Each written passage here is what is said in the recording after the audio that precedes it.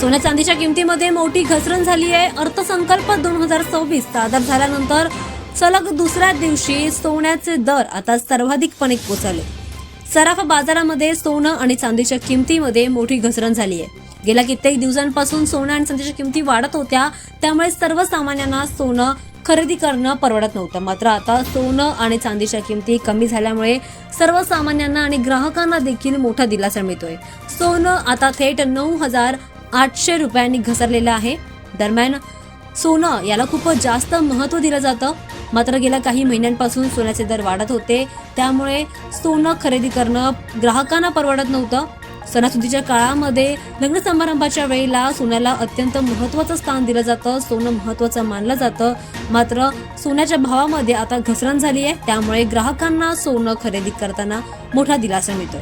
आज सोन्याच्या दरामध्ये तब्बल 9,800 रुपयांची घटत झाली आहे, तर चांदीच्या दरामध्ये तब्बल 53,000 रुपयांची घसरण झाली आहे। ही घसरण आजवरची सर्वात मोठी अशी घसरण पाहायला मिळते। अर्थसंकल्प सादर झाल्यानंतर एक चांगला मोठा बदल आता पाहायला मिळतोय। आता सोन्याचे दर जीएसटी सोबत 1,53,470 रुपयांवर पोहोचलाय, तर चांदीचा दर 2,57,500 रुपयांवर पोहोचलाय। 2 लाखांच्या वर गेलेलं सोनं आता जवळजवळ 1.5 लाखांवर येऊन पोहोचलंय आणि 4 लाखांचा आकडा पार केलेली चांदी जवळजवळ आता 2.5 लाखांवर आल्यामुळे ग्राहकांना मोठा दिलासा मिळाला।